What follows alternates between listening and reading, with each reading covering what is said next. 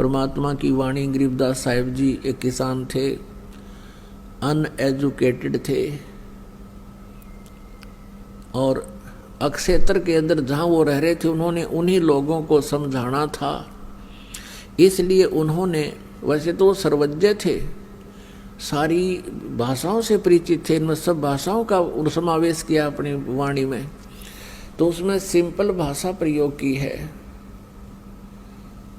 तो जैसे तो इसलिए उनको आप जी अब नहीं समझ सकते थे। इस दास के ऊपर मेहर करी के हमारा जन्म भी उसी समय से हुआ है कि हमें वो सारे देसी शब्द याद हैं, अपने स्वदेशी लोकल शब्द याद हैं, और इस वाणी को इसलिए हम समझ पा रहे हैं। यदि इस वाणी को अब वर्तमान के 10, 15, 20 साल से जन्मे बच्चे पढ़ रहे थे, इनके कुछ भी याद ना हो, ये समझ नहीं सके इसमें लिखा की है। जैसे बहुत से देसी शब्द हैं इसके अंदर, तो इसलिए पासिंग शब्द इन बालका का याद भी ना होगा, बच्चा ने पासिंग क्या न कहे।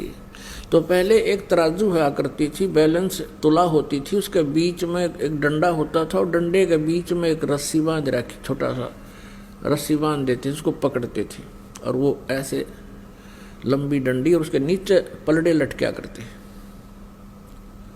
और वो जो व्यापारी सौदा तोलने आते थे घर पे किसी किसान के, हमने देखे खूब वो सारी क्रियाएं। तो सबसे पहले किसान कहता था कि तू ये तेरी पालड़ी में तराजू में गड़बड़ हो, इसको करके दिखा बैलेंस सही।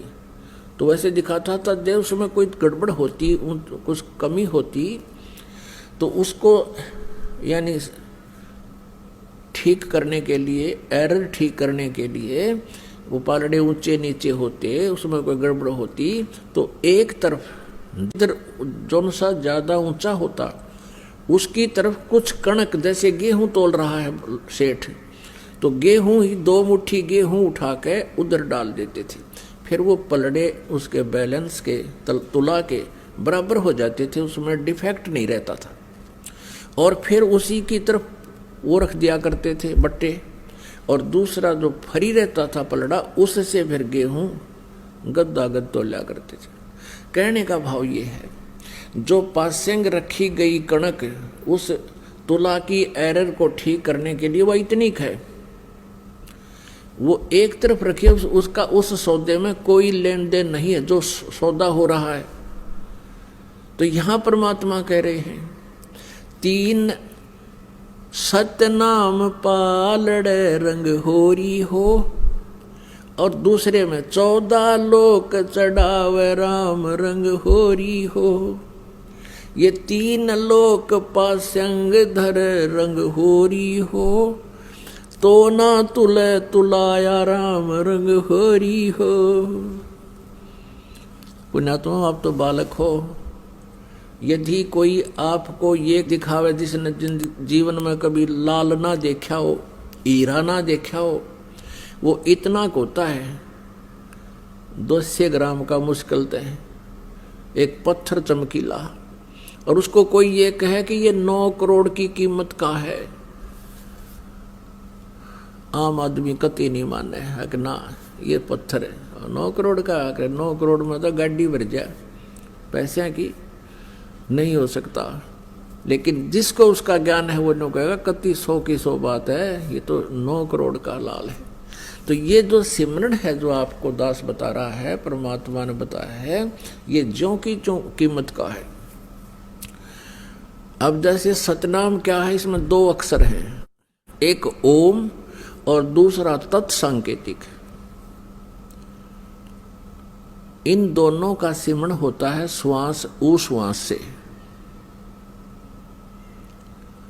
तो एक श्वास उश्वास से विधिवत किया हुआ, अपने आप कोई मनमाना यो नाम किसी से पता लग जा रहा पर जाप करने लग जाओ, उससे कोई लाभ नहीं होगा। तो इसका एक सिमरण है, इतनी वैल्यू रखता है। अब देखो, एक सारा दिन मान ले न्यू करे राम राम राम राम, पहले तो राम नाम जपण का नहीं, इससे कोई लाभ नहीं होगा। मोक्ष लाभ नहीं होगा। राम का अर्थ क्या है? जैसे हम सत साहिब कहते हैं, ये सत साहिब हमारा कोई जाप का मंत्र नहीं है, ये तो हमें एक ये कोड वर्ड समझो हमारा कि हम इससे परमात्मा की याद ताजा करते हैं। सत्य का अर्थ है अविनाशी, सच, और साहब माने भगवान, यानी परमात्मा की भक्ति ही सत्य है इस मनुष्य जीवन में। बाकी हमारे साथ कोई भी वस्तु जाने वाली नहीं है। तो इसका वास्तविक उद्देश्य ये होता है कि हम सत साहेब बोलते हैं, आप भी कहते हो भाई सचमुच आपके हृदय में न्यू आवे सत साहेब, तो दूसरा भी भक्त बोलेगा सत साहेब। भाव ये होना चाहिए कि ये सब जहाँ हम क्रिया कर रहे हैं ये तो हम फंस गए या मजबूरी है, लेकिन सच्चा तो भगवान ही और उसकी भक्ति ही है। ये मूल उद्देश्य, सच्चा काम तो यही है, ताकि फिर वो भक्ति याद रहे उसके। जैसे राम राम बोला करते थे, राम का अर्थ है कि परमात्मा ही सब कुछ है, परमात्मा के अतिरिक्त कुछ नहीं है। और उसकी साधना जैसे भी उन ऋषि महर्षि बताया करते थे, वो ओम नाम देते थे और कहते थे कि कोड वर्ड बोलना, ओम ओम ओम नहीं कहना किसी को, ओम ओम दूसरा भी फिर बोल भाई ओम ओम नहीं। इससे क्या होता है कि फिर तुम अनधिकारी होने के कारण उस मंत्र को दूसरे को बोल देते हो, तो आप उसके गुरु हो गए, आप अधिकारी हैं नहीं, वो दोषी हो गया, आप भी दोषी हो गए।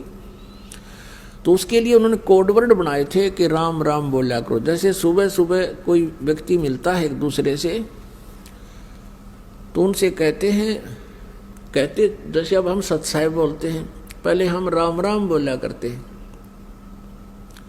तो सामने वाला भी कहता था राम राम। अब ना तो उस राम का बेरा, ना उस नाम का पता, वो राम राम जरूर कहते थे। अब ऋषि जी ओम नाम देते थे, लेकिन इसको गुप्त रखने को कहते थे कि तुम किसी को बताना नहीं है ये मंत्र, क्योंकि यदि शिष्य किसी शिष्य को ये नाम बताता है तो वो स्वयं भी दोषी हो जाता है, और कोई व्यक्ति उसके कहने से उसका जाप शुरू कर देता है तो वो भी दोषी हो जाता है। जैसे कोई नकली पासपोर्ट बनाता है, लाइसेंस बनाता है, तो दोनों दोषी हैं, वो अधिकारी नहीं।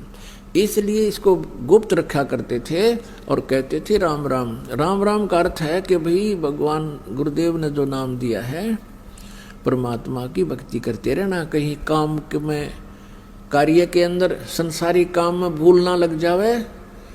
तो चलते चलते कोई राम राम कहता था, उसको याद आती थी, ये संकेत करते थे कि तुमने ये नहीं कहना कि ओम नाम जप ले, गुरु जी ने बता रखा है, कदे भूल लग जा, नहीं। वो यूँ बताया करते ऋषि जन कि तुम एक दूसरे से भगवान की भक्ति याद दिलाते रहना, यहाँ भूल बहुत शीघ्र पड़ती है।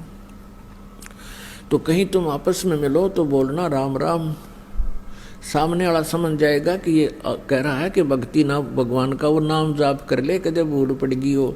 जैसे आप खेतों में जा रहे हैं, मजदूरी पर जा रहे हैं और अन्य किसी कामवश सफ़र कर रहे थे, पहले तो सफ़र पैदल करते थे, तो रास्ते में कोई व्यक्ति मिल जाता और उसका भूल पड़ जाती थी कोई इधर उधर के विचारों में, सामने वाला कहा करता राम राम भाई राम राम, फिर वो कहता था राम राम राम राम राम राम, ओहो कहता मैं भूल गया था भाई। अब तो वो मन आध घंटे तक फिर श्रवण होता रहा उसका, फिर भूल सी पड़े, इतने कोई फिर टकरा जा राम राम कहने वाला। तो कहने का भाव ये है कि फिर वो मंत्र याद रहते थे, वो जब भक्ति करते रहते थे। लेकिन कहते हैं राम नाम जप कर थर होई, सत्य नाम में मंत्र दोई। राम नाम जप के थर होई, थिर सथिर माने फॉर एवर, सतलोक में रहना, फॉर एवर, यानी फिर कभी लौट कर नहीं आओगे। उसको राम नाम जप कर थर होई, और सत नाम में है वो मंत्र दोई। ये है वो राम नाम, वो सतनाम के 2 अक्षर का ये राम नाम है।